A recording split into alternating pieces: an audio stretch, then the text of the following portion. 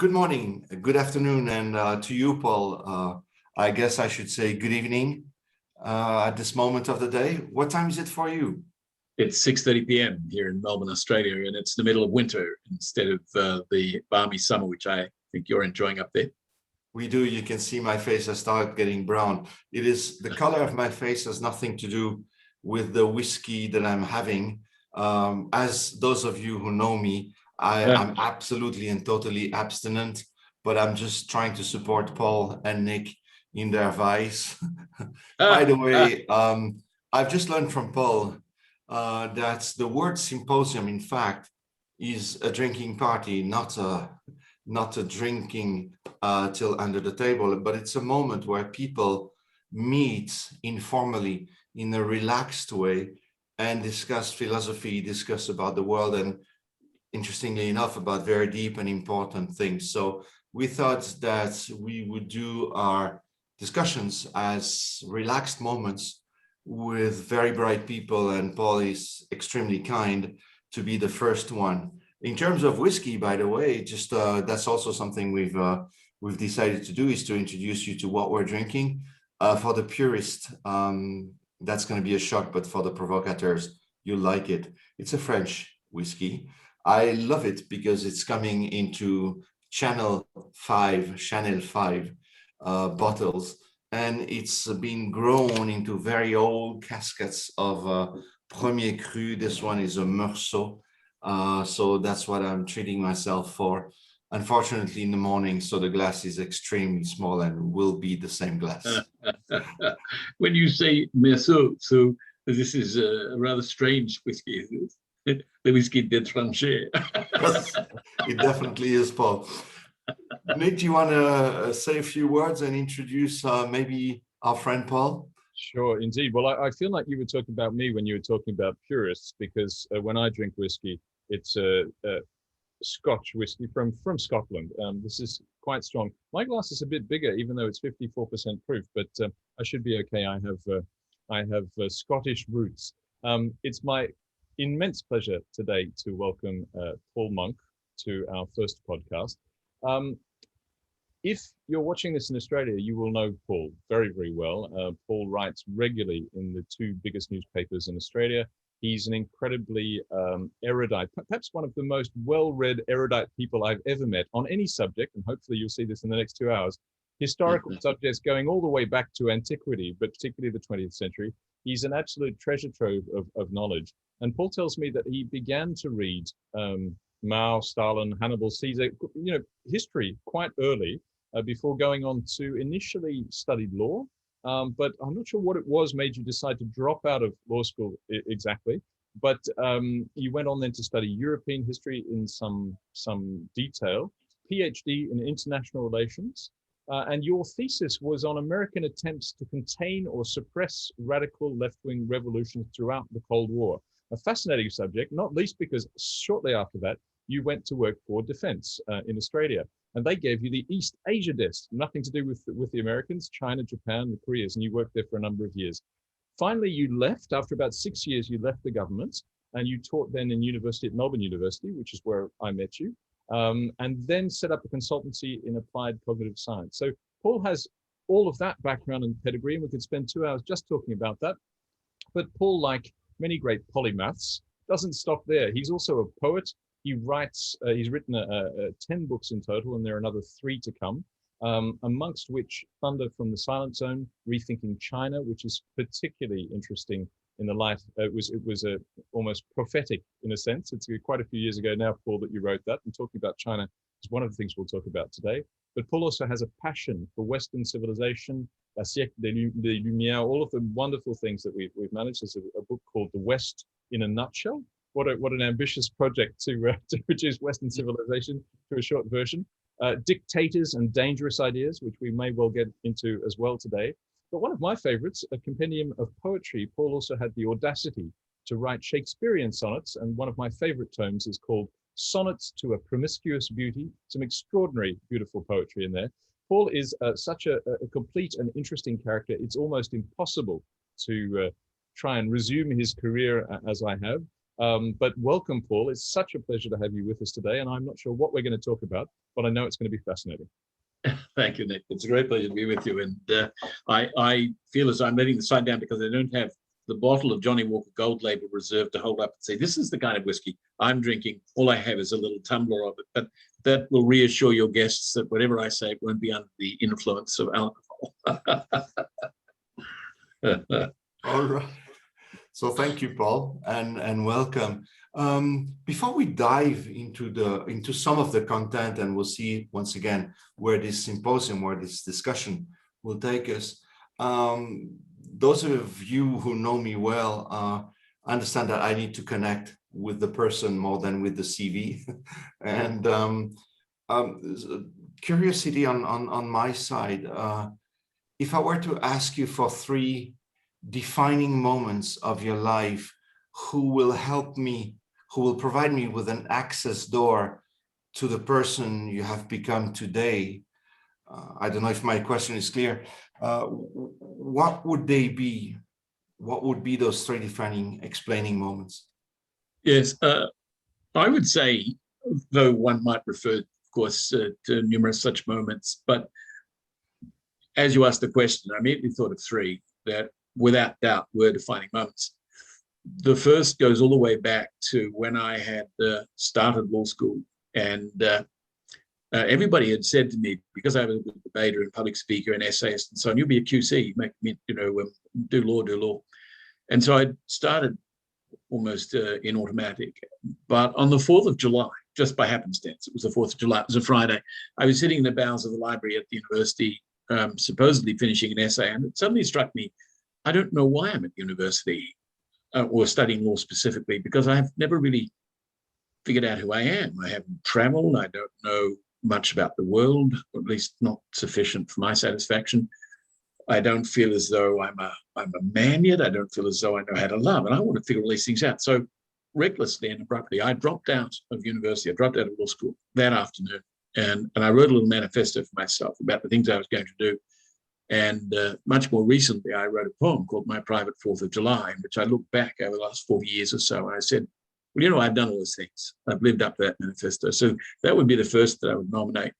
The second, coming forward many years, was when I was in defense intelligence. And as Nick said, they had asked me to work on East Asia.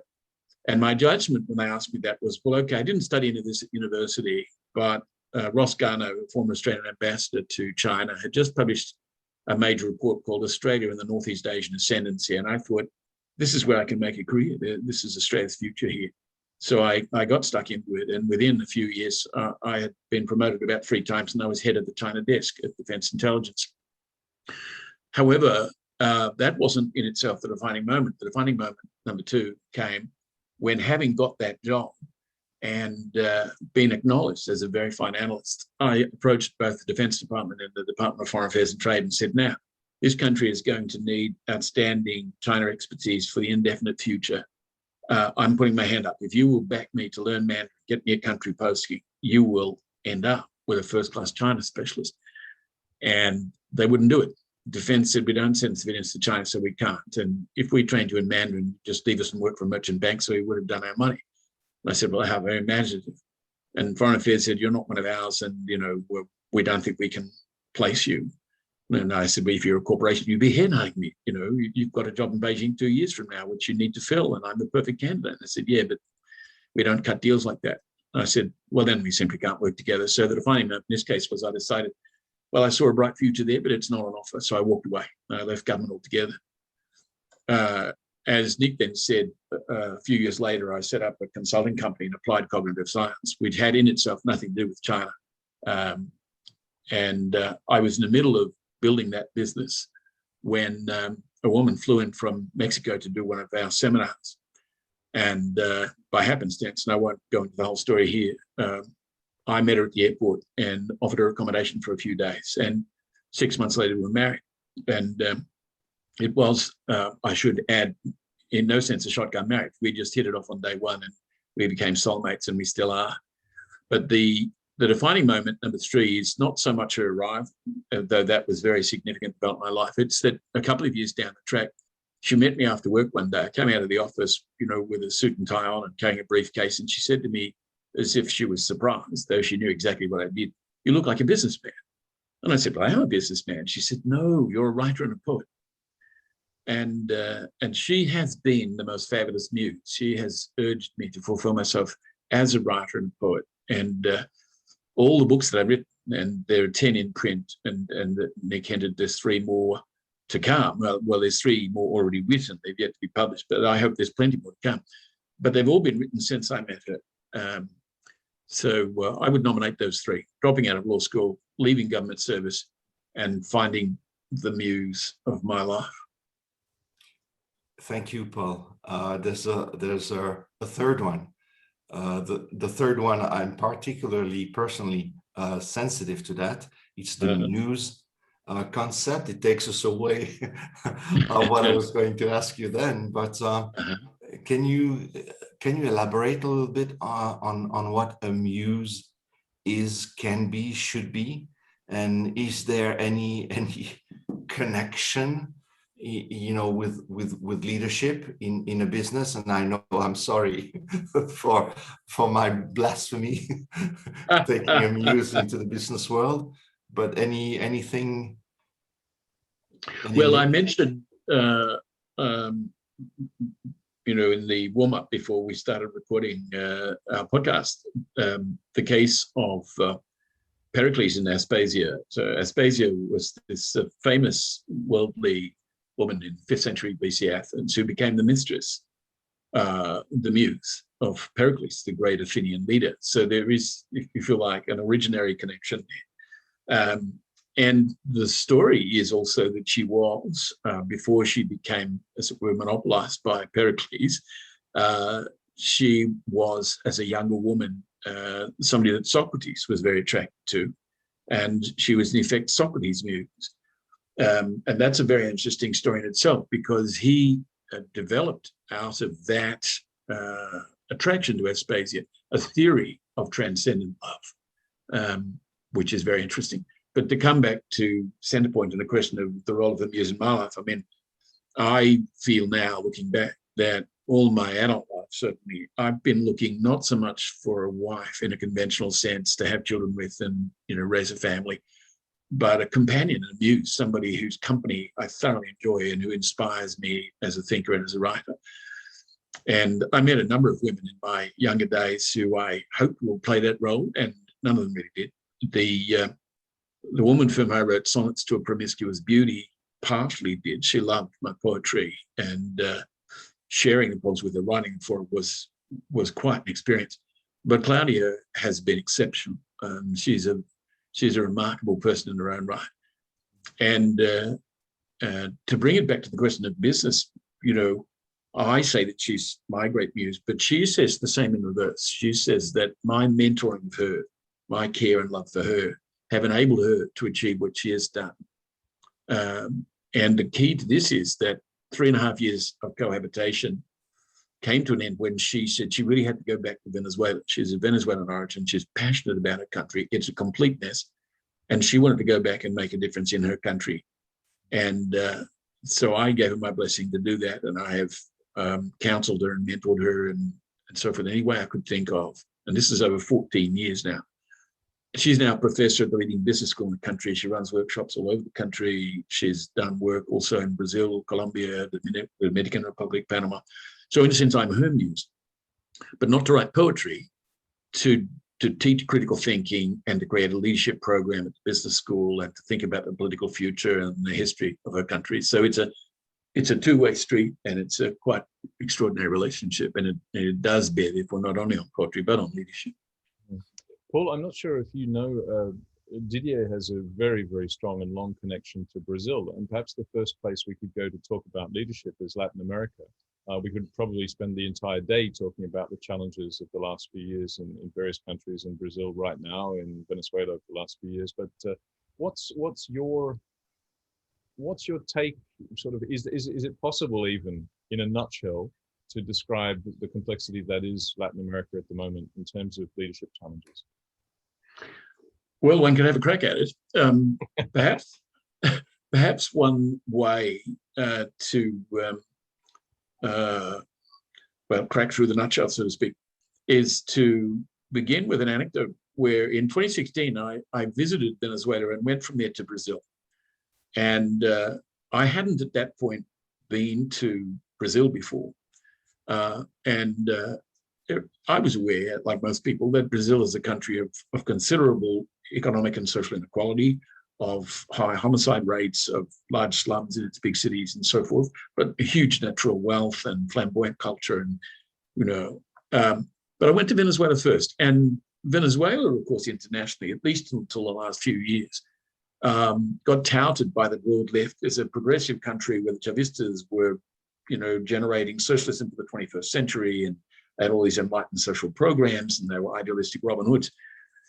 Well, not so much. And what struck me forcefully was the contrast between the grimness and poverty and propaganda and economic dysfunction of Caracas by comparison with Rio de Janeiro and Sao Paulo when I visited them.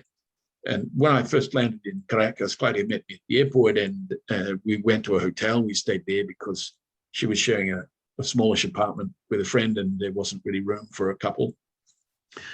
And we got to the hotel. The first thing she said is, okay, here are the ground rules. Don't even think about going for a walk in the street. It's just far too dangerous. Don't audibly speak English in public, even in a cab, because it'll mark you as a gringo and a target. Don't open your wallet visibly. Don't carry your camera visibly. Don't flash your wristwatch visibly. Even inside the hotel, be very cautious and keep things locked down. That was Caracas. And there were queues outside all the shops. There was, propaganda a la Big Brother on the walls of buildings, the beady eyes of Hugo Chavez peering down at you and slogans. There were armed men in the streets. It was thoroughly unpleasant. I flew into Rio and booked into my hotel, and everything was relaxed. You didn't have propaganda on the walls. You didn't have armed men observably in the streets. You didn't have security briefings saying, don't think for a moment of going for a walk. I headed off and walked all the way down to Copacabana Beach to Ipanema and back, and I felt perfectly okay. And I thought, this is extraordinary. This is simply the difference between a country grossly mismanaged by people who profess openly to be 21st century Leninists, and a country which, for all its defects and flaws, and it was at the time in political crisis and economic recession, is far better off. It was quite a remarkable experience. And what does one therefore say about leadership? Well, the central thing, and I wrote a poem at the time about this called No Water on Avila, Hugo, was a blistering critique of the mismanagement of the Venezuelan economy, such that public utilities were breaking down. The medical system was breaking down, the water supply, the electricity supply, the internet, because of the way the economy was managed. It wasn't because Venezuela's poor. Venezuela's potential to be very rich, and it had been very prosperous by comparison, but it was in meltdown when I was there in 2016, and it's got worse since.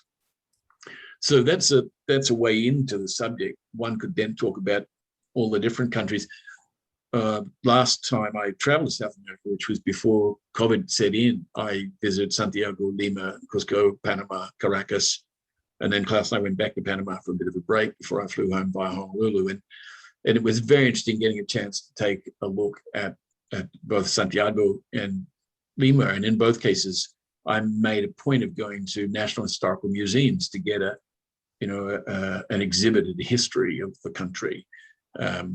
And that was fascinating. And in Lima, the guidebook had said there's this boutique museum of pre-Hispanic ceramics, Museo Larco. And it said, and there's a special pavilion there which has these erotic ceramics of the sexual life of the ancient Peruvians. And inevitably, of course, I sorted out, and it was, dare I say, very tastefully arranged.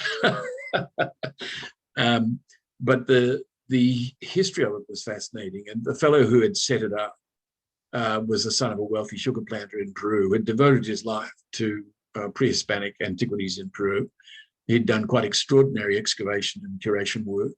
And then he'd put family money into this beautiful little museum tucked away in suburban Lima, and you could spend the whole day there. I pretty much did.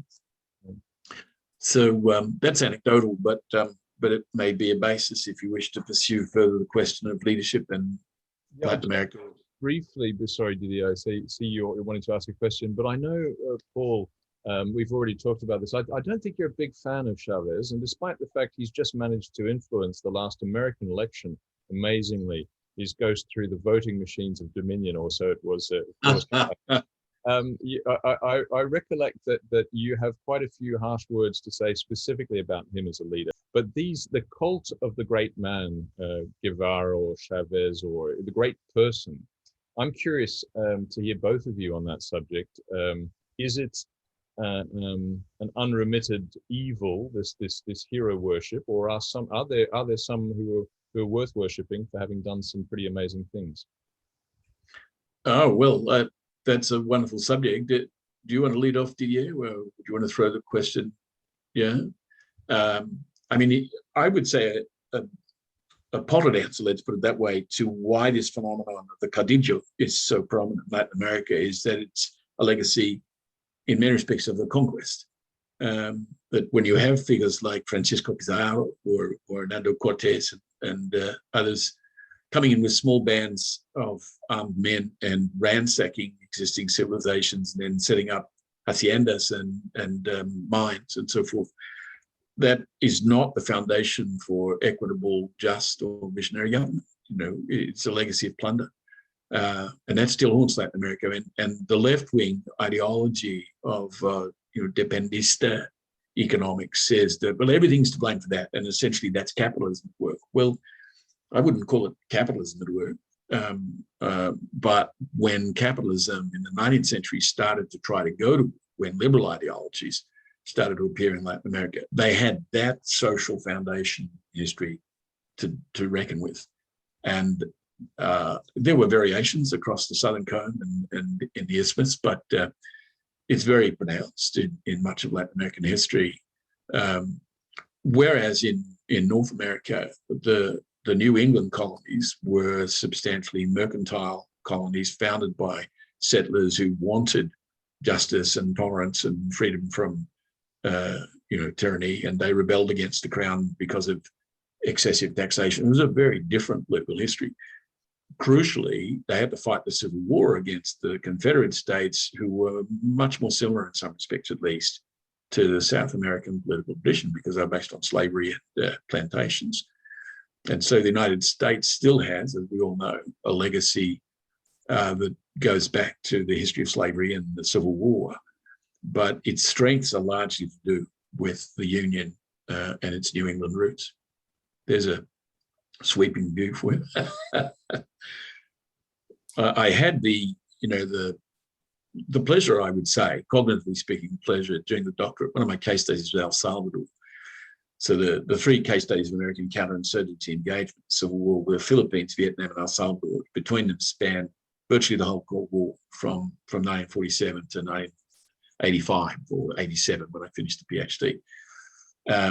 And delving into the history of El Salvador also meant delving into the broader history of Central America, of US engagement with Latin America, of the CIA's operations in the Southern Cone, of the phenomenon of death squads, but all the way back also to the 19th century when commodities like coffee start to find global markets. And so liberal elites, more than conservative ones in Central and South America, in Brazil, for example, found coffee is a going commodity.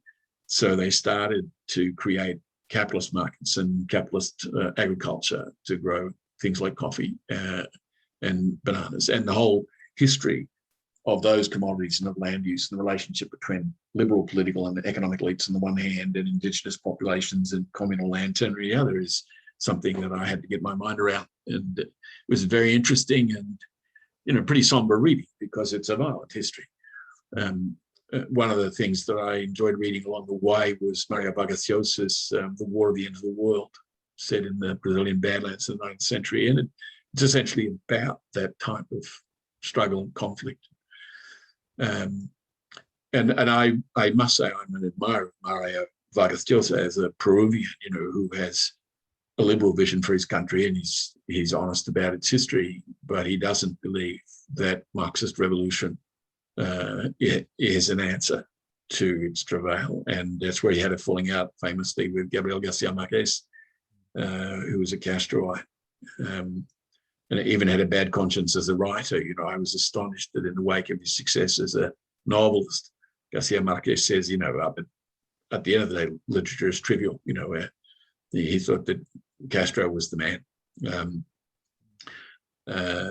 I am inclined to think that great literature is every bit as liberating as political revolution. It just approaches the matter in a different way. But I should pause for breath because you're asking.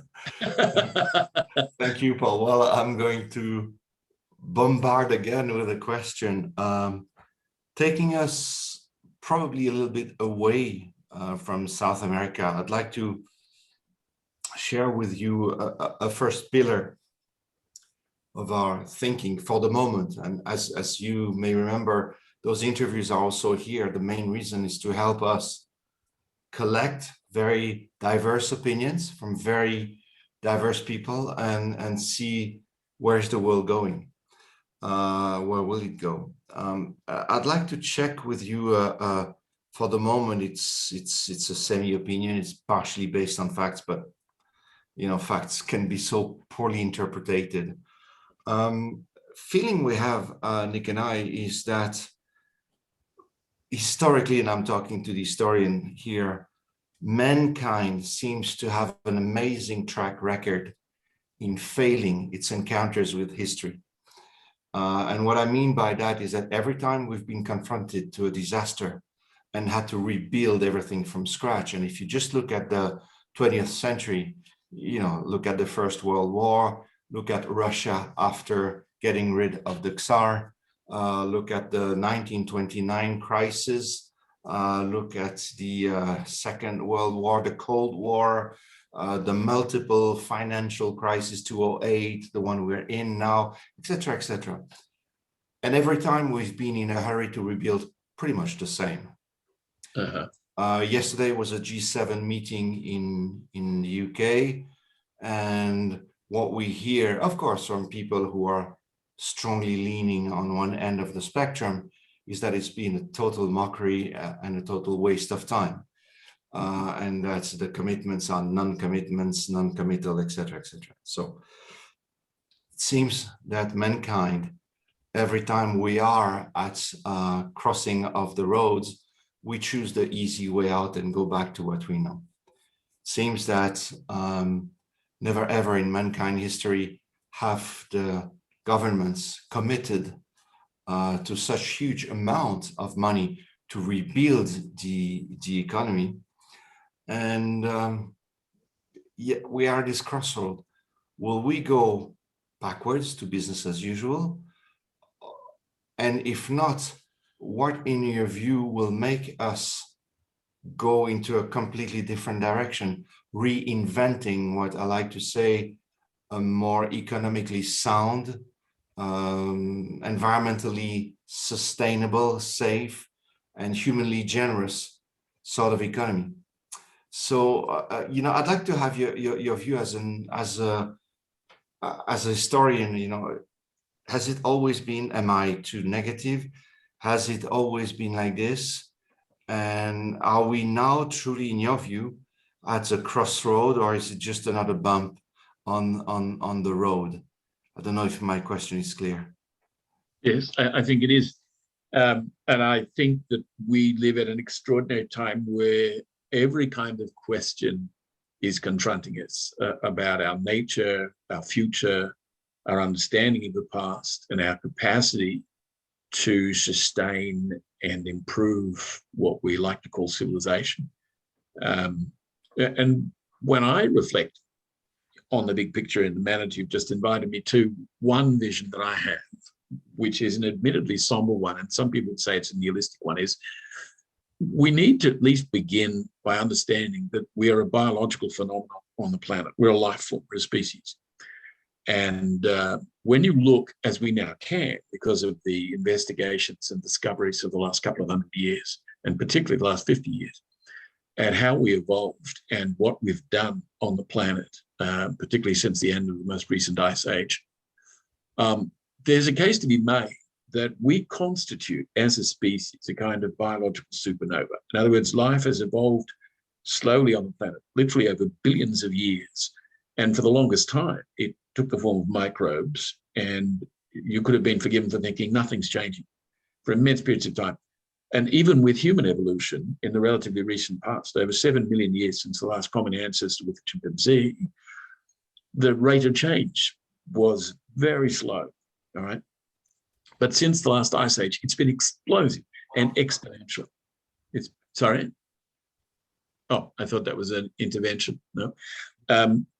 It's been exponential. And so what we've seen is that human numbers, human consumption of materials, human creativity and productivity have exploded. Now, we experience this if we're halfway fortunate, and all three of us participating in, probably our listeners, are by and large among the fortunate. We live healthy, relatively affluent lives, we have educations and so on.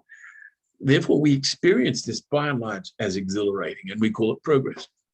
But consider the possibility that what's actually happening, what we're caught up in, is the equivalent of a supernova explosion or a nuclear explosion. And we're particles in that. At the point where it's exploded, there isn't a long-term future, all right? There's just a dazzling pyrotechnic present.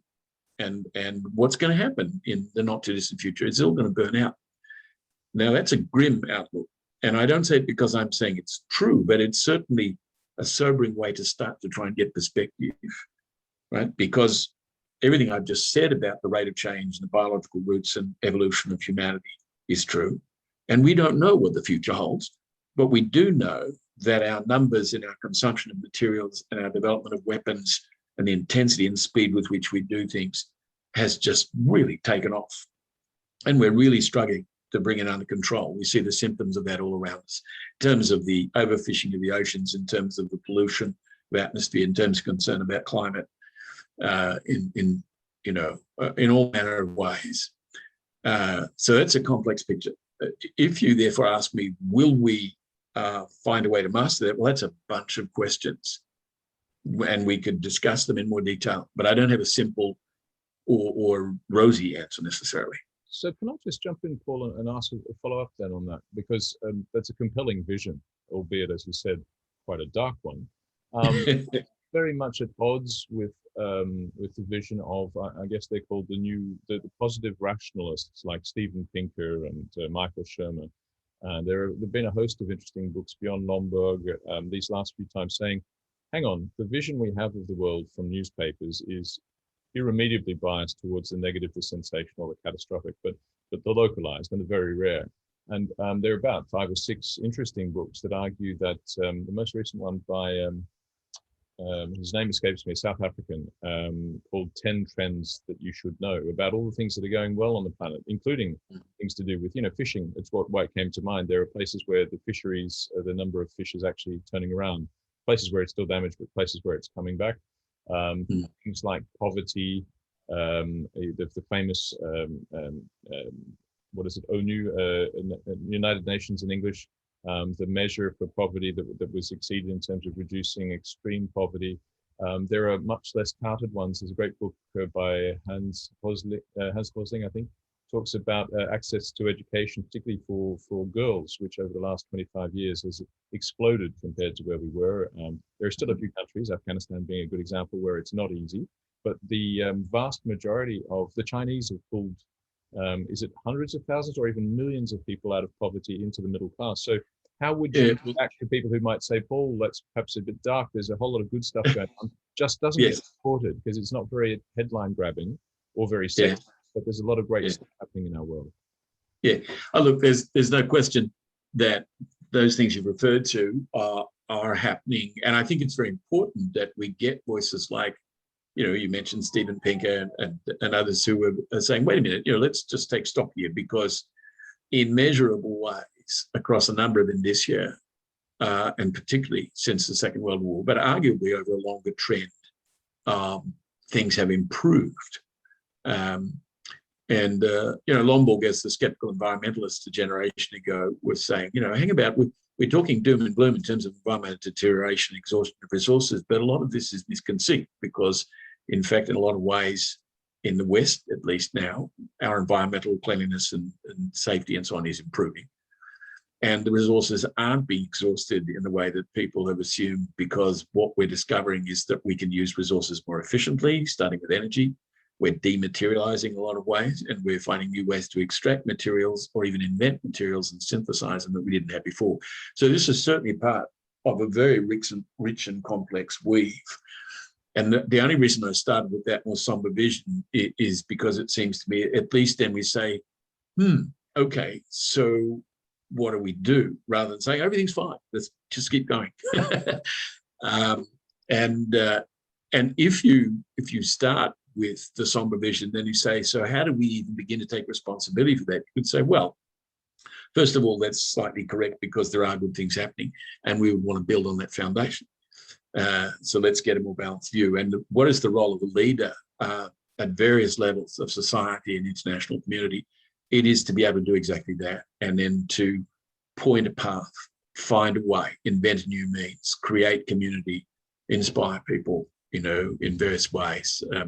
So that's why I say that's an interpretation. And if you start with it, concentrates the mind. But I don't, by and large, let me say, I don't live in despair, but I have spent my life, really since I dropped out of law school years ago, first of all, trying to figure out what's actually the case. I was raised a Catholic, for example, and by age of 80, I was thinking, why does anybody believe these things? Where did this come from? And I'd been reading when I was, as you remarked briefly, I'd been reading things like the biographies of Mao and Stalin, the rise and fall of the Third Reich when I was 11, 12, 13 years old. And so I was aware of really dark, somber stuff. And I would think to myself, why is there communism? Where did that come from? And so one reason I dropped out of law school is I thought I've simply got to create the time to find out about this stuff. And then I'll build a career. But I got to find out first. Otherwise, I'm all at sea. And here I am, 64, and I'm still finding out. Well, continuing on what you said, when you were talking about this indeed crucial moment in our history, you probably are familiar with the French saying that science without consciousness equals a ruin of our soul. Science sans conscience n'est que ruine de l'âme, from Rabelais, who was himself a rebellious person in the Middle Age of France. You said the world, there seems to be a speeding up, like Harari is saying, one of our biggest futurists. And you talked about bringing it under control. I understand the words, of course, but any further thoughts in political leadership terms, political business leadership terms? How do you see what that bringing under control might mean? Yes, it's a fraught term, because control can mean several things.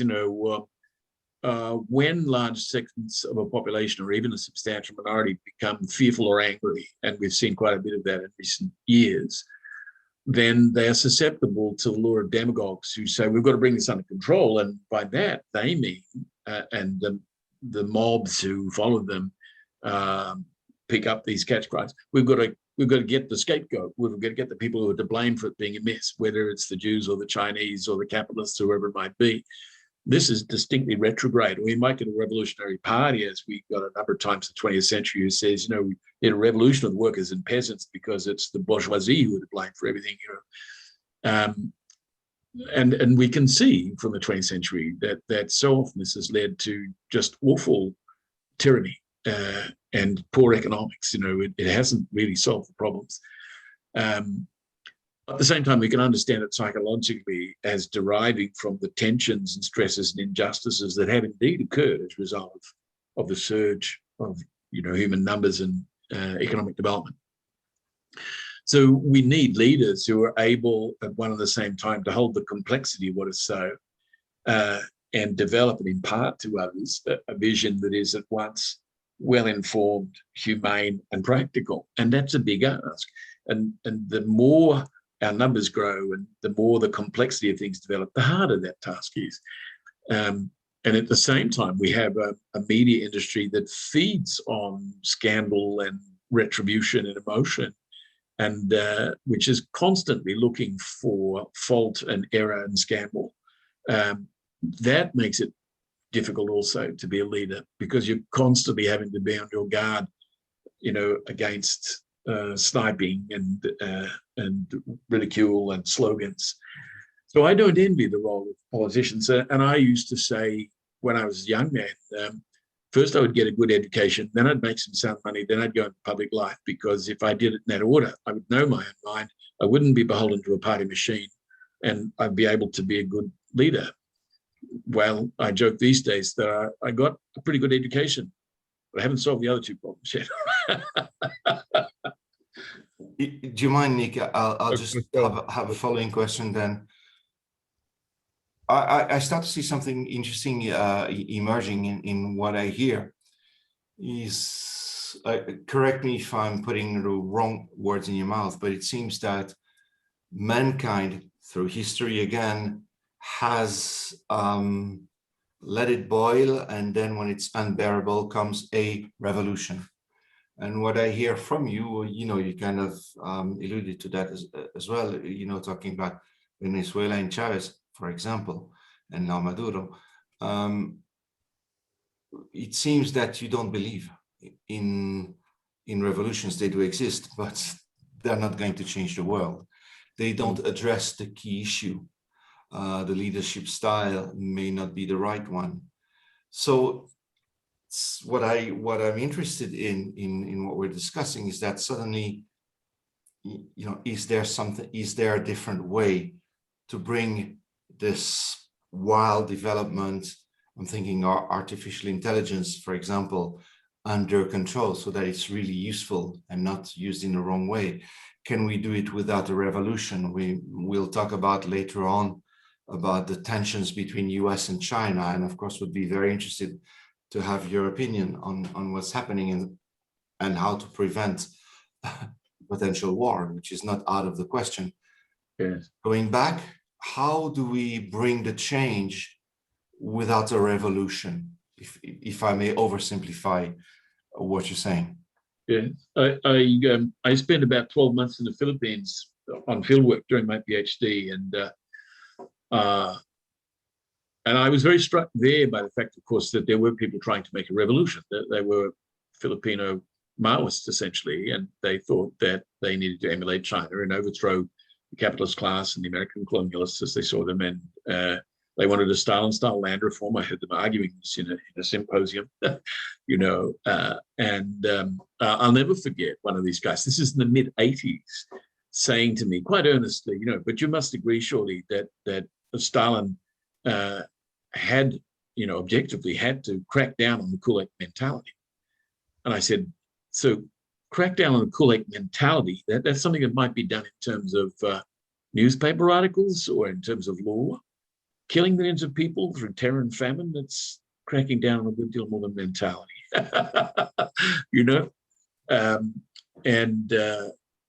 I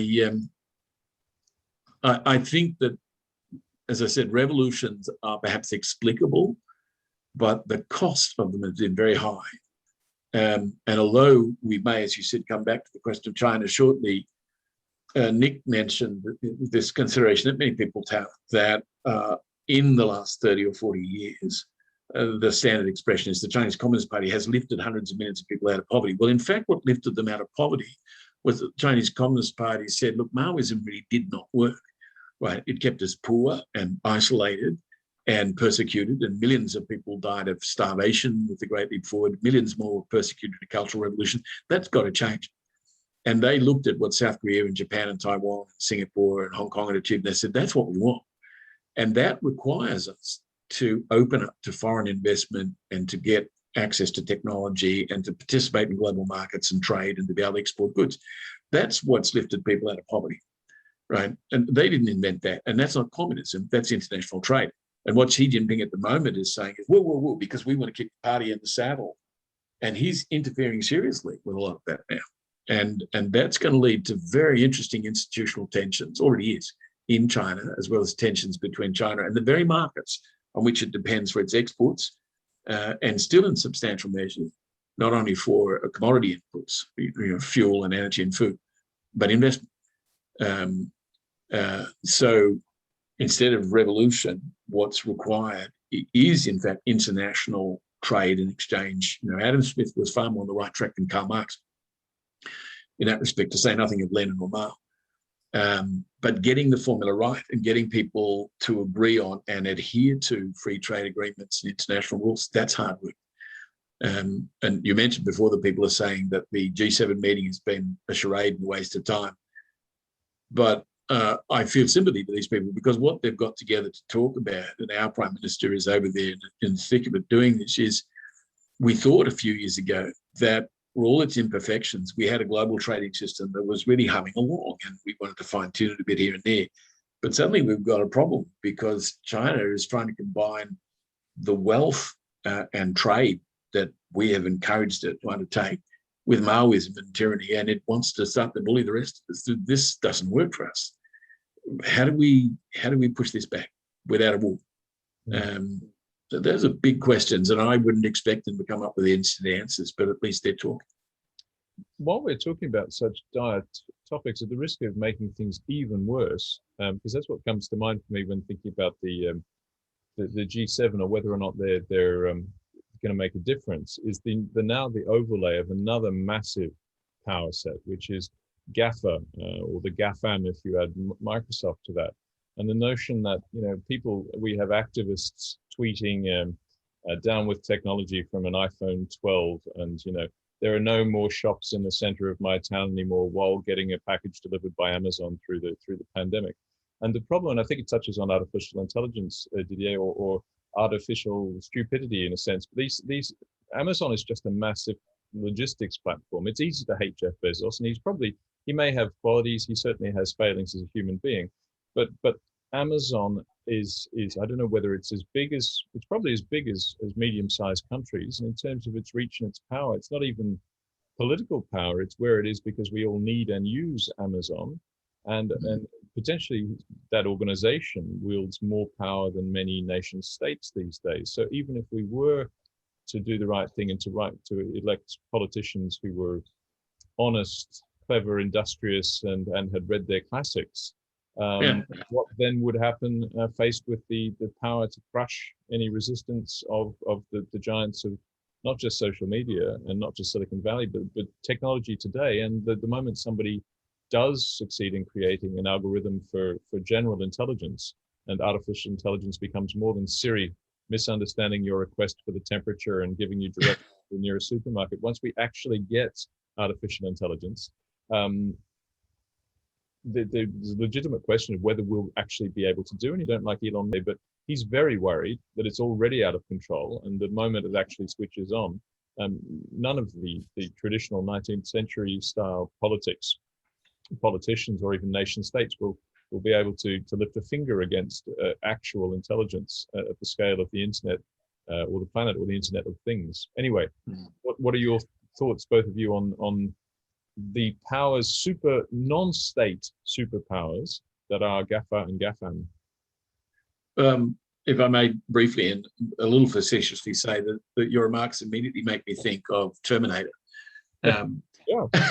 And yes, and it's part of the sort of film noir science fiction. The things are going to turn out badly, and the scene that always riveted my attention, in that film, was where Sarah is rescued by this apparent madman who drives, at hectic speed to get away from the Terminator, and then an underground parking lot says, "Well, listen and understand. That thing is out there and it's programmed to kill you, and it absolutely will not stop. And it doesn't feel pity or remorse, and it cannot be reasoned with." This is an apocalyptic view of the world, right? And that was 40 years ago when that was made. That's an old film now. And so the AI debate and the whole question of the Internet of Things and the sense of loss of control and overwhelming speed, and the things that we've been finding, you and I, Nick, at least, have talked about this, about the unintended consequences of the invention of the net and of mobile devices and of social media.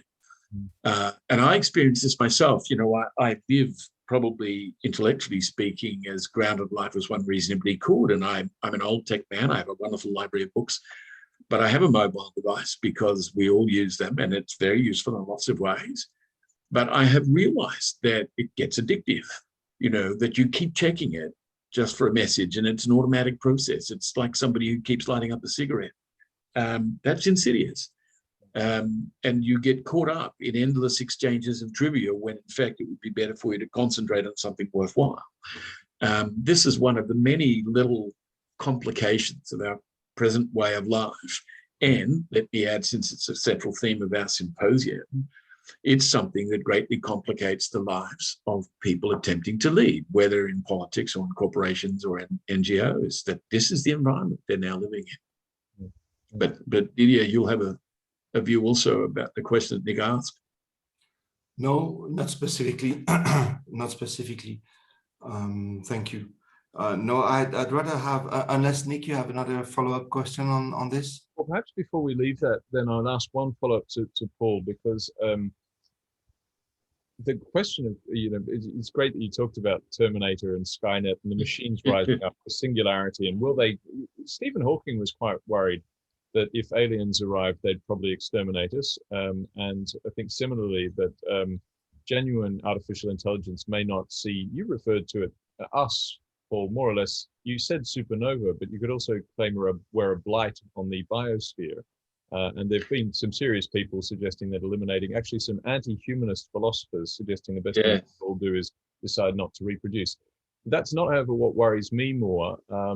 I think the nearest use of, given that we're simplistic and warlike people, the most likely use of supreme artificial intelligence will be to completely immobilize an entire country technologically. We've seen, for example, recent hacking of the pipelines in the US, and I imagine they're computer systems where you're probably running Windows 98 on a dial-up modem, but nonetheless, the fact that they can lock down the pipe pipe delivery oil system, you know, I'm not sure where it was exactly in Texas, and then extort money in Bitcoins for them to turn it back on. That's just probably Russian hackers doing their thing. But if you had an artificial intelligence that was capable of hacking, and there's some concerns, for example, that there might be in Asia, in China, in Korea, for example, some attempts to add artificial intelligence to cyber warfare. Now, if you could get a country that had an artificial intelligence that was still under its control, but was so far advanced it could disable an entire Western country, then we might actually use, rather than the machines destroying us, we might well use them to destroy each other, as nearly happened at the end of during the Cuban Missile Crisis. Anytime we get something that's so destructive, their first temptation seems to be, who can we destroy with this? Well, you know, there's a very astute remark made by those who have studied the Cuban Missile Crisis in the greatest depth. It's a book called The Essence of Decision by Graham Alice and collaborators. And he says the thing about weapons platforms and military organizations is that they may be developed in good conscience in the belief that security necessitates them, he said, but what they do is they make available possibilities that then one can be inclined to use reflexively simply because they're available, right, all the way up to nuclear weapons. And what Kennedy found in 1962 was that his military commanders were saying to him, you've got to invade Cuba, and here's the rationale for doing it. You know, and if it comes right down to it, you've got to be prepared to use nuclear weapons because that's what the Russians are going to do, and you need to be able to strike first. And that's why they're right on the brink, because Kennedy is a sane human being, and he's thinking to himself, whoa, wait. I mean, we know what happened in the First World War, the Second World War, and sure, I don't want to leave us vulnerable to a first strike, but why would the Russians launch a first strike? And if we start the war, it's going to escalate, and it's going to end up in a thermonuclear war. We've got to avoid that. How do we do that? That's what makes the study of it and the film, you know, even though it's a semi-fictionalized or dramatized version of it, 13 days, such gripping viewing, because we were right on the brink there. in a more comprehensive sense, as various people have pointed out, we are on the brink. In fact, Toby Ord, a British environmentalist and philosopher, wrote a book which came out, I think, late last year called The Precipice, in which he's saying we are at this existential turning point as a species. And he's not gloomy and pessimistic. He thinks we can manage this and get through it. But he says we need to take stock because we are at the precipice. And his dedication is interesting. He said to the 100 billion human beings who have lived so far, to the 7 billion on the planet right now, and to the trillions yet to come. And I wrote a review of this book, and I said, the calculation that there have been 100 billion so far over the very long haul, even though very low numbers, but for a long period of time, right, reproducing, and then big numbers now, is interesting. The idea of trillions yet to come is a daunting thought, because you think, over what period and with what resources and living in what way in relationship with one another? Well, that's what he wants us to ponder. And never before in history have human beings been in a position to ponder it that way, if they're so inclined, if they get their act together, because our tools for investigation, our methods of analysis, now are incomparably better than anything people had until the 20th or 21st century. They're extraordinary. And in all sorts of human and scientific fields, we're learning at such a pace. The problem is that all the chaos and disarray and panic is occurring at the same time. and that's what we've got to try and come to terms with. But I did want to suggest, just as a point of reference, to take us back to an era that wasn't caught up at this pace and on this scale and globally. But if you're living in the Roman Empire, particularly from the 3rd century onwards, and you're an educated person, two things are going to be fairly apparent to you. One is that you are inclined to have a cyclical view of history, which is that empires and states come and go. It's not a theory of progress, right? Human beings are not perceived to be moving ever upward and improving things. So you don't have that worldview. Secondly, you're aware that, in fact, the empire is now a bit stuck and it's under increasing pressure. Now, the question is, so what do you do about that? Is there an option for transforming the empire into a more just system, for abolishing slavery, for increasing trade and developing more wealth, for bringing the barbarians inside the borders and civilizing them? So, well, a few people think about that, but the problem is they can't solve these problems. And through multiple crises and civil wars, the empire gradually falls apart. But Walter Scheidel published a book a couple of years ago, I think out of Stanford University, in which he said, and the book's actually called Escape from Empire. And his argument is that it was the best thing for Europe that the empire collapsed, because it was stultifying the further development of culture, of science, of freedom. And that raises very interesting questions, because indeed the empire fragmented, but it took centuries for standards of living, standards of transport, public amenities, etc., populations of cities, levels of education and literacy to get anywhere near what they'd been in classical world. And so one way to think about our current situation is, and only as a heuristic question, what if we say to ourselves that we in the 21st century are in roughly the position that the Roman Empire was in the 3rd century? We're in a state of crisis. Right. And instead of assuming that we've got to find a way to stay the course or stick with the institutions we've got and protect them as long as we can, we say, well, the Roman Empire had to fragment for things to change. What would we have to give up? What would we have to do in order to shift the perspective and open up new frontiers? That's a question worth exploring, and that's where leadership is really important. Sorry, did you? Go ahead, Nick. No, I was going to build on. Go ahead. Oh, so am I. So I think we'll be in the same territory. I think it circles back nicely to the previous question then about revolutions versus, or generally versus a sort of a classical, slightly conservative approach. Let's not break the institutions. They preserve and enshrine cultural aspects, but also bureaucracy, logistics, all the things you talked about breaking down in Venezuela. If you hang the person who knows how the water system is maintained, and then you have no water very shortly afterwards, you're in trouble. So these broadly opposed. I'm sure both of you know this. I was talking to a friend of mine on Thursday night on the banks of the Seine, hundreds of us out having a drink, enjoying the sunlight and the beautiful weather, in what seemed very odd conditions, given that we're still in a global pandemic and none of these people were masked and it didn't seem to worry anyone. So there was a huge cognitive dissonance around what everybody was doing. And my French friend said, we need to have a revolution here in France. This can't go any longer. As I'm sure you're aware, I think I've told you before, Paul, although Macron is much admired in the rest of the world, he's much maligned in France. And I won't go into that, but he was saying, next year there has to be a revolution. And I said to him, I'm not so convinced. You do know that most of the violent revolutions led to, hundreds of thousands or millions of deaths. And if you look at the indicators, those famous studies that show that the most indicators of progress are highest in countries that are actually still called constitutional monarchies, particularly in Northern Europe, and that have just sort of done bit by bit continued to reform their system and to improve it rather than breaking everything.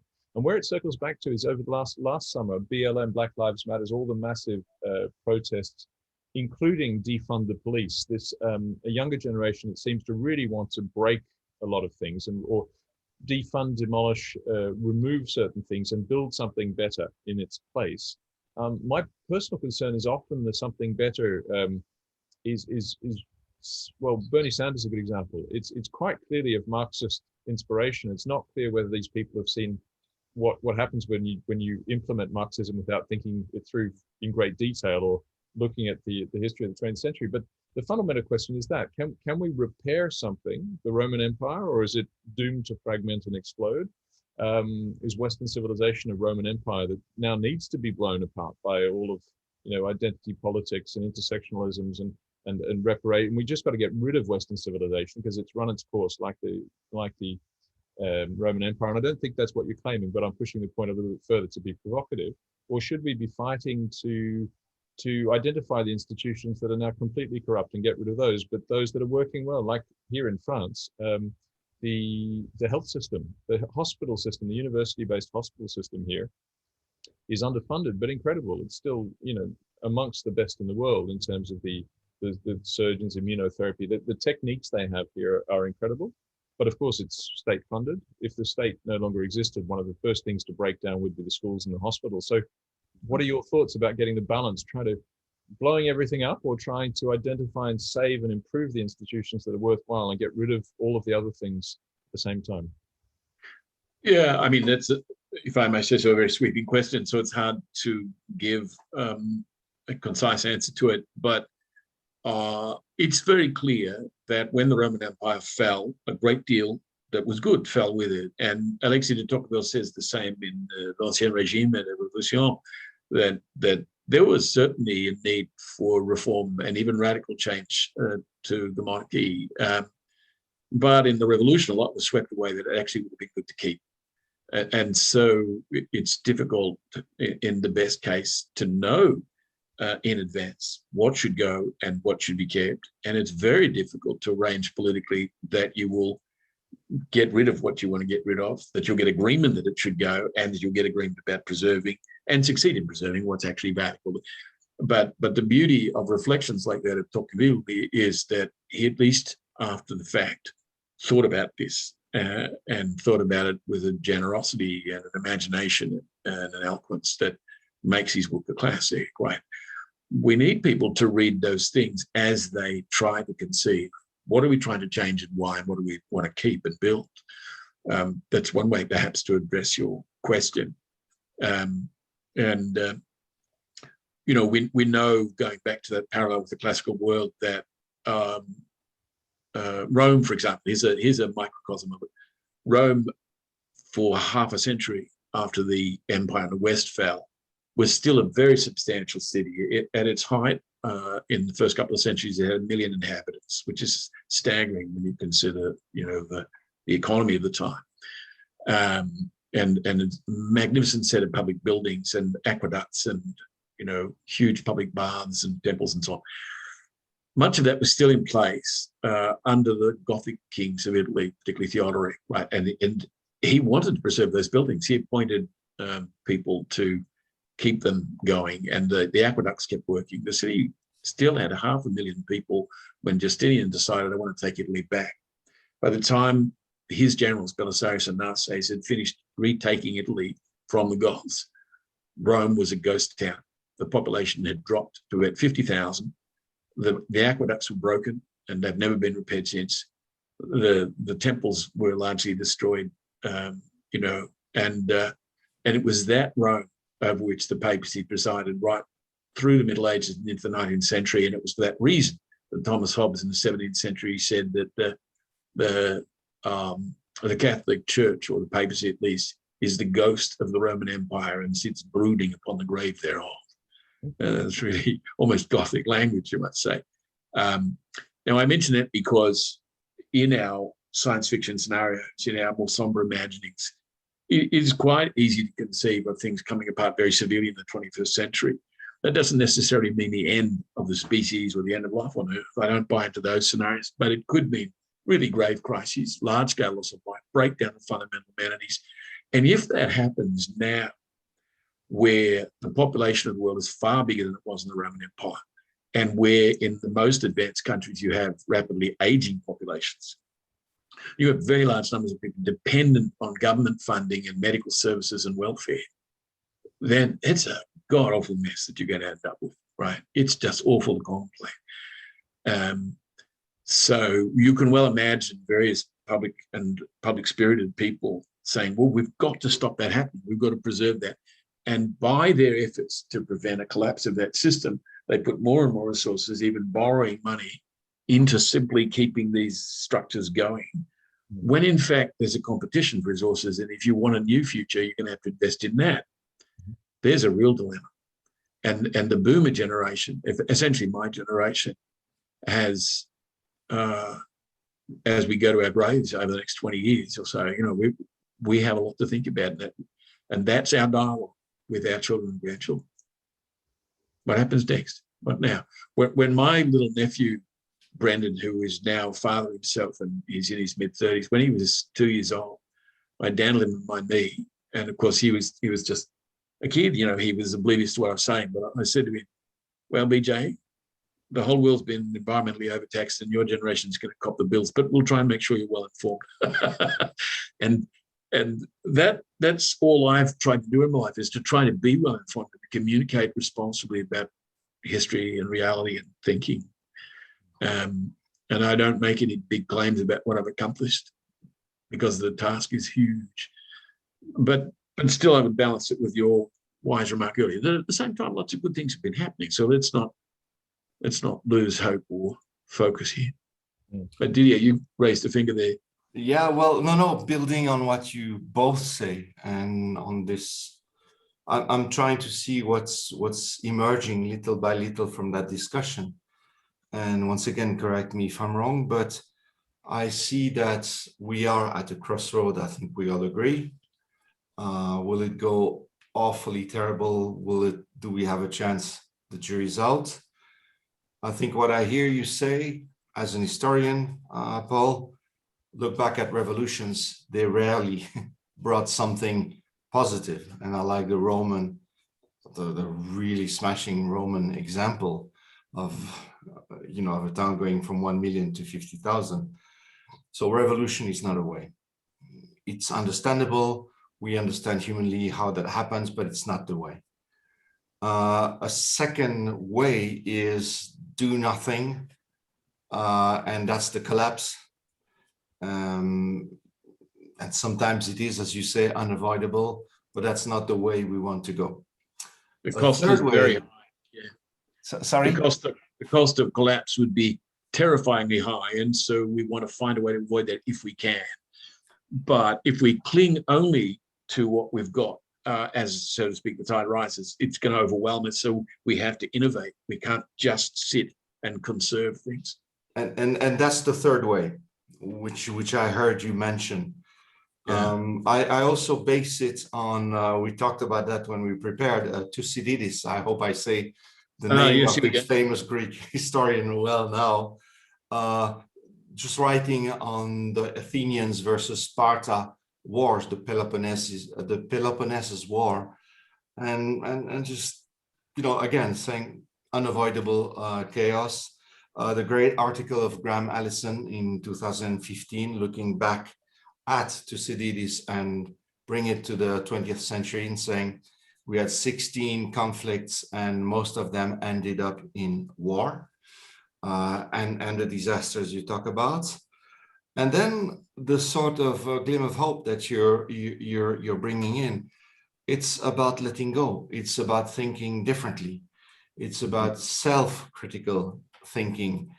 It's about, and I'm referring to an article that was written in the Swiss press about Admiral, let me just get his name right, Admiral Stavridis, sorry, Admiral Stavridis, who just wrote a book called 2034.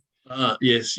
I haven't had the chance to get hold of that book yet, but it would make Let me summarize what I haven't read myself, but what I was happy to hear. And basically, he's forecasting a war between China and the US, pretty much like Thucydides was talking about, or like Graham Allison was reflecting from the past century, predicting a war in 2034. And when he was interviewed, he said, actually, it's going to happen before, unless, and that's what I would like to make in parallel with what you say, unless wise people in both camps identify challenges and issues that are way bigger than the interest of China or the world. And they were mentioning environmental concerns, because there's only one planet. Yes. When the environmental tsunami will be launched, it won't stop at the borders. So my question to you is thinking about everything you said, what kind of leaders, what kind of leadership style, what kind of mindset do you see necessary to equip the leaders of the future if we want them to avoid the temptation of revolution, to avoid the temptation of the unavoidable war or conflict, and there's a winner and there's mainly many losers? Can't afford that. So what kind of leaders do you see, and what kind of mindset and behaviors should these leaders have in order to be those leaders of compromise, of shifts in mindset, of letting go of certain things in order not to lose bigger things? What is your vision as an historian and as the erudite you are today of those leaders of the very near future? Yeah. Perhaps let me begin with a brief remark about Thucydides. I've loved the Peloponnesian War as a piece of work, not as a process, for decades. And Thucydides says in his prologue to that history that the lack of a romantic element in my account of the war will disappoint some readers, because I do not write to entertain a passing multitude.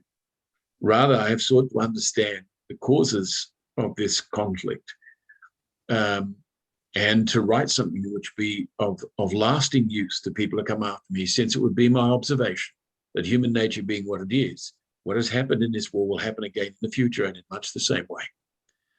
And it's one of the most sober, level-minded, analytical pieces of historical work, the first such work really anywhere, and I mean anywhere.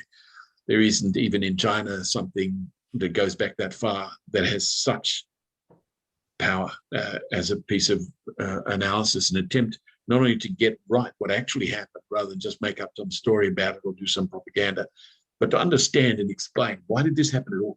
And at each point, what were the arguments, the psychology of people? It's a magnificent piece of work.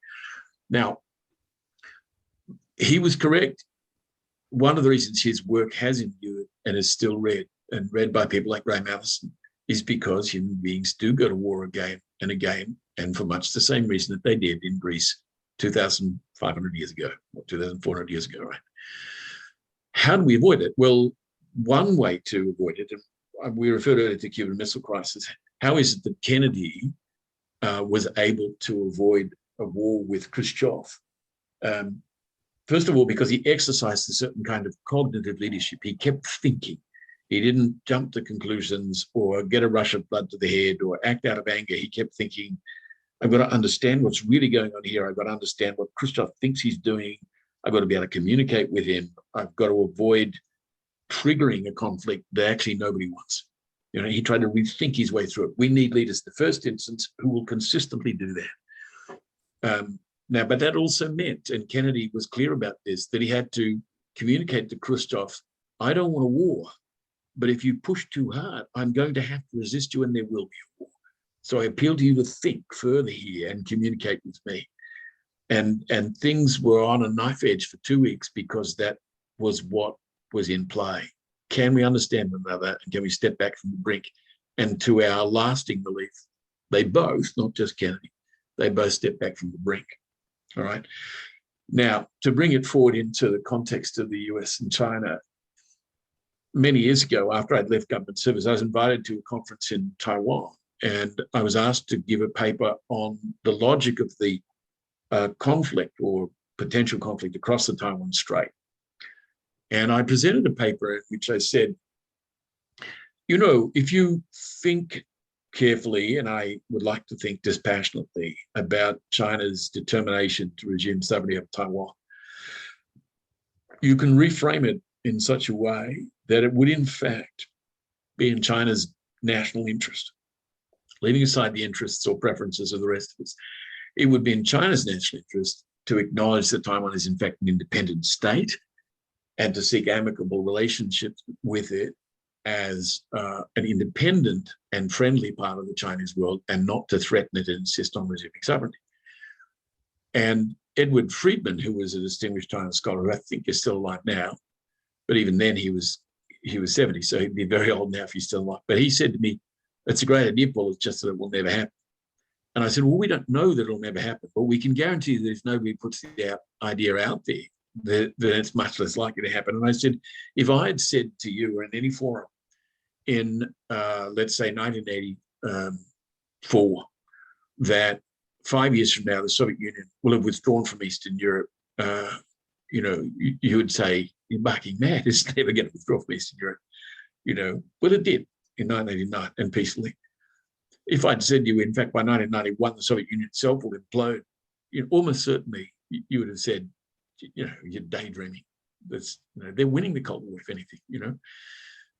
Well, it imploded. If I'd said, you know, in 1984, equally, that 10 years from now, the apartheid regime in South Africa will have peacefully dismantled itself and allowed, you know, majority elections, and Nelson Mandela will be president of a black majority South Africa, you would say, what are you smoking, right? But that's exactly what happened, right? If I'd said in 1990 that by the end of the decade, the Indonesians will have granted East Timor independence after a plebiscite without a war or a further uprising, you would have said, if they were going to do that, they would have done it years ago. They're dug in, they're not leaving. Well, they're gone. Right. So, in other words, fundamental shifts of judgment and commitment do happen. And they can be made to happen if people put the idea out there and hold to it on the basis of clarity of thinking, integrity of action, you know, and steadiness of nerve. Right. And we need a lot of that right now. Less polemic, less anger, less, you know, less threatening, more clarity of thinking. And, you know, so about a decade after that conference, I wrote my book, Thunder from the Silent Zone. And there's a whole chapter which I lay out this argument that, in fact, every effort that China has made to insist that it must and will, if need be by war, take back Taiwan, is pushing Taiwan further away from it. It's counterproductive, right? If they want Taiwan to be part of the Chinese world and to look to them for leadership, they've got to make it want to be in that position. Because otherwise, either they're going to fail or they're going to end up triggering a disastrous war, which is not in their interest anymore than it's in the interest of the people of Taiwan or the rest of us. And I said in a recent opinion piece in the national press here that the Xi Jinping and his party colleagues need to be told clearly and firmly, not angrily or in an accusatory mode, just clearly and consistently, what you're doing at the moment is deeply counterproductive. If you want a position of respected leadership in Asia, you're going about it exactly the wrong way, right? We don't bear any ill will to China. And if you weren't hectoring and bullying everybody from the South Koreans, Japanese, the Filipinos, the Vietnamese, Australia, India, then over time we might come to trust you, and the US military presence in East Asia, and Australia might become redundant. But the way you're going about it is going to entrench that. Everybody's saying to Americans, don't go away, right? So, we need to prevail upon the communist leadership and Xi Jinping or the party to get rid of Xi Jinping, the way Khrushchev was toppled because he took too many risks. But to get across to the Chinese, China is welcome. Dominance and bullying are distinctly not, and it's going to lead to a disaster, right? And unless we agree just to calm down here and sort these out by other means, that's a big diplomatic challenge. But I'm going to be in Canberra, COVID permitting, next week, and I'll be meeting with a whole bunch of people, including the Secretary of Defence, to talk about how Australia was positioned in all this. And a key part of this is that we are now talking increasingly to Japan, the United States, and India about how, as substantial countries and democracies, you'd have to say in the case of India, more or less democracy, can we cooperate in such a way as to communicate to China without triggering war, that we're up for trade, we're up for amity, we want a civilized relationship, but we're not going to accept you dominating us, all right? And if you don't want us to end up arming an ally and containing you and causing you real grief, you need to listen to that, right? This is the big diplomatic challenge of our time. And certainly, a war, if it broke out directly between China and the US, everybody who's thinking about it understands could escalate out of hand, and it could be really catastrophic. The problem with the nature of security dilemmas is that it's a poor argument to then say, well, we better just roll over and let the Chinese have their way, because otherwise it could be nuclear war. No, that's not the answer either, right? This is why it's a challenge. But we got through such challenges in the Cold War. I think it was fair to say that after the end of the Second World War, sure, the Cold War arose, but at least this much had been learned after the First World War, that if you defeat, as we did Germany in the First World War, and then you have a punitive attitude to it, it generates resentment. And so after the Second World War, there was a very deliberate effort to resuscitate Germany and Japan, and it was brilliantly successful. And the outreach to China over the last 30 years has been premised on the assumption that if China started to prosper and engage in trade, it would open up and reform, because it would be following the example of Japan and South Korea and Taiwan, which have all democratized since the war and flourished. And under Xi Jinping, we're thinking, whoa, wait a minute, they're going in the opposite direction. This is really, whoa, what do we do now? That's where we're at. And on top of that, Paul, if I may just continue on that line of thought, you were opining the necessity for real leaders to be thoughtful, to think hard, to think long, to keep thinking, particularly when it's particularly hard. And that's, of course, music to my ears. I couldn't agree more.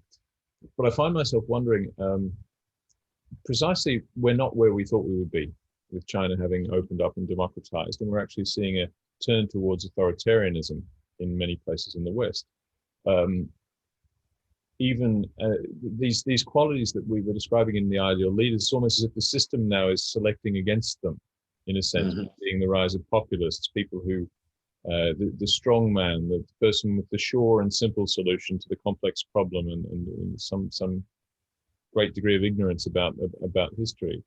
And it's not just the leaders, because it's easy enough to point at our various leaders and point out their various failings, but I even wonder whether we are choosing our leaders based on those same, are we voting for the most thoughtful, measured, consistent and steadfast leaders, or are we even offered them as candidates? I mean, are they available for us to vote for? That's the problem, right? No, exactly. So that's, I guess, my question is a reflection on the system itself. I thought, for example, in the last American presidential election that was it candidate Yang, that was his name. I think I've forgotten his first name, suggesting universal basic income. That was Andrew Yang. That was his platform, universal basic income. He was basically treated as a lunatic, even by the Democrats. And then we've just gone through a year and a half of universal basic income of a sort in most countries in the West. But that would never have been something that people would have thought long and hard about and then adopted, certainly not en masse. There've been, I understand, experiments here and there, but Yeah. Are we thoughtful as a species, or are we emotive and instinctive? And is there any hope for us? Well, leaving aside the last part of your question, whether there's any hope, which in a sense takes us all the way back to my opening somber remarks about the supernova.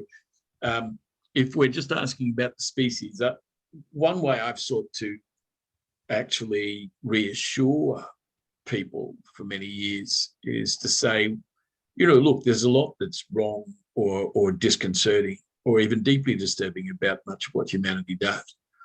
But when you consider that a small matter of 20,000 years ago, there were few human beings on the planet, they got around using sticks and stones and wearing skins and hunting animals wherever they were. And they squeaked through the Ice Age. And where we are now, it's staggering. It's absolutely staggering, our ingenuity. Yes, there have been all sorts of adverse side effects and a lot of violence along the way. But what we've accomplished along the way is mind-boggling.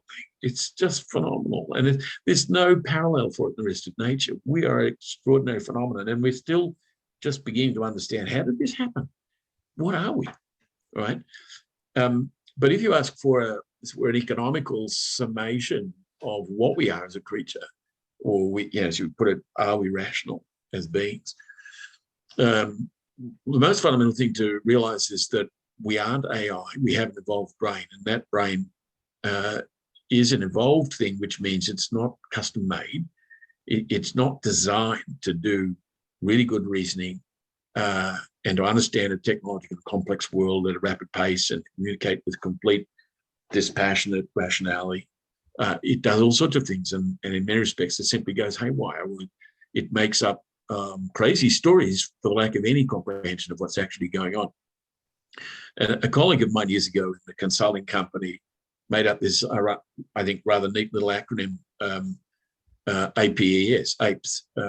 We are apes, that is to say we are apprehensive, pattern-seeking, emotional storytellers, right? When you apply that as a template to the way in which people adhere to ideologies, conspiracy theories, religions, superstitions, right? Because that's what we're dealing with. And as Danny Kahneman says in his wonderful book, Thinking Fast and Slow, it takes very deliberate discipline, close attention, and considerable training for us to consistently use what he calls System 2, deliberate rational thinking and critical thinking. That's not what human beings do by default. System 1, which is the intuitive brain, will rush to judgments. And if it's in relatively relaxed and familiar circumstances, and if it's making judgments about immediately practical things, it does a tolerable job. Or if it concentrates on a practical task or an inventive task, sometimes wonders are achieved. But getting people to consistently re-examine their assumptions, inquire analytically, listen to, understand, and take on board science and abandon superstition, that's extraordinarily difficult work. Yeah. And as an undergraduate, I reached the conclusion, in many respects, the human world is a madhouse, right? It's a house, we build stuff, but it's insane what most people believe. It's just crazy. and how do you change that? Mm. And mostly what wise people have said forever is, well, little bit by little bit, start with yourself. And I would like to think I've adhered to at least that wisdom. I have started with myself. I've tried very hard. I don't, as a rule, preach to people. I don't join mobilizing organizations. I'm not out there pumping my fist and calling for radical change. I just keep thinking and reading and contributing opinions and hope that at least on a drip basis that makes some difference. I'm told that it does, but the world rolls on.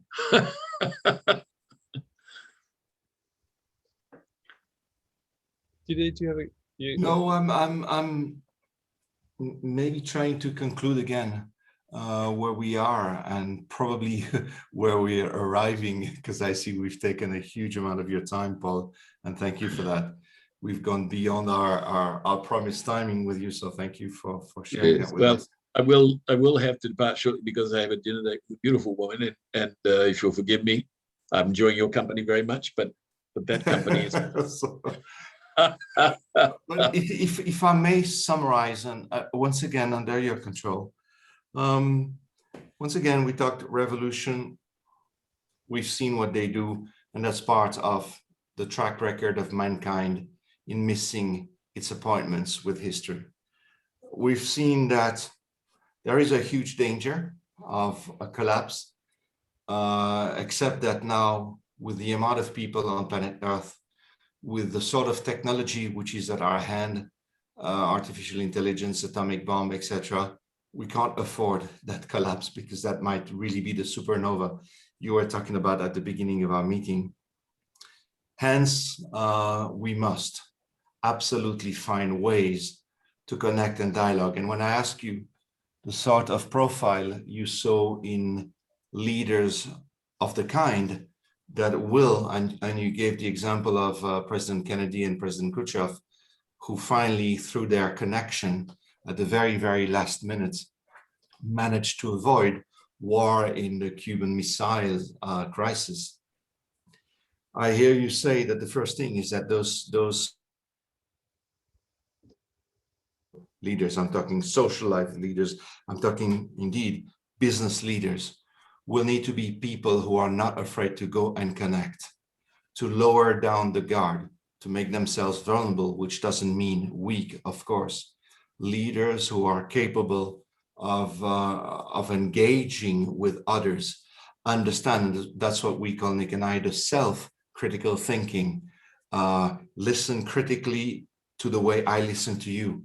Am I really doing my best effort to understand, which it doesn't mean agree, but understand you, and end up into a real connection, which might save the deal and bring compromise from both sides. Am I missing something? Am I, bearing in mind also what you say is that, which is another very important thing, sorry, that, going into the debate between Rousseau and Voltaire, is man truly good and society corrupted it, or the other way around, doesn't matter. You say, well, go back to CDD, and he's pretty clear that, we are war machines. Hence, it's a real effort. Peace doesn't come by accident. Success doesn't come by accident. Cooperation doesn't come by accident. War does. Destruction does, out of doing nothing. Whereas if we want to continue to prosper as a kind, as a species, there are gonna have to be strong efforts, and we're gonna have to go out of our normal way to really make it happen. So question, is that a decent summary, fair summary? Am I twisting your arm? Am I leading the witness, or am I forgetting something?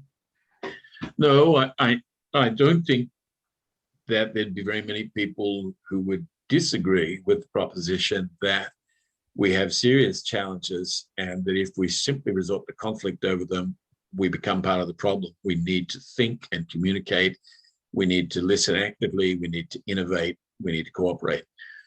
The difficulty is operationalizing all of that. And, when one falls to being a scholar, an academic, often you spend a whole career mostly just trying to think that through, and it's genuinely complex and challenging, even to tackle a part of it and write a good work of history or a good work of philosophy or sociology. To step out of academia and say, well, for better or worse, I've learned enough that I think I've got my bearings, but I need to take action. I need to run a business or get into government or be an intelligence analyst and so on. Then you are in a different game. You're no longer just trying to get the words in the right order, or you're trying to make an effect. And it was George Shultz, when he was Secretary of State, as I recall, who said that he'd also, been in academia, and he said, you think differently if you're thinking towards a conclusion than you do if you're thinking towards action. So if we're having a conversation, if we're writing a dissertation, we're thinking towards a conclusion. If we're thinking towards action, then we're in a game theoretic context where once we act, that changes the environment, and other people will react in ways we can't either predetermine or even predict. And we will have to deal with that. And not just in conversation, in action. That's the world of politics. And that's where leadership has to say, this is not dissertation. We are in action. We're accountable and responsible, and there are consequences, and we have to keep dealing with those consequences. The world is not the way we might wish it to be. We can't, unilaterally make it the way we think it should be. And even to do that is going to generate more problems, not just necessarily solutions. It's endlessly complex. So one of the great virtues of a real leader is patience,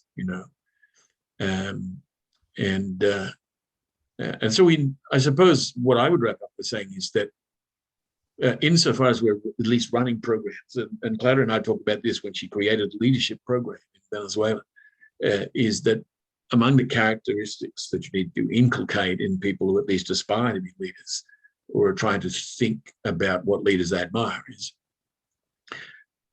qualities of moral character, qualities of intelligence, qualities of courage, and fortitude. There was Kennedy who, before he became president, wrote a book called Profiles in Courage. And it wasn't necessarily about great figures in history. It was about individuals who just simply exhibited courage, principle, and integrity. We need that in bucket loads right What a great way to finish. now. Paul, it's been a huge pleasure. Thank you so much for your time. Didier, it's always a pleasure. And I think we're drawing to the end of our inaugural podcast. So thank you to everybody who joined us. Those of you who are still watching now, well done. So treat yourself as well.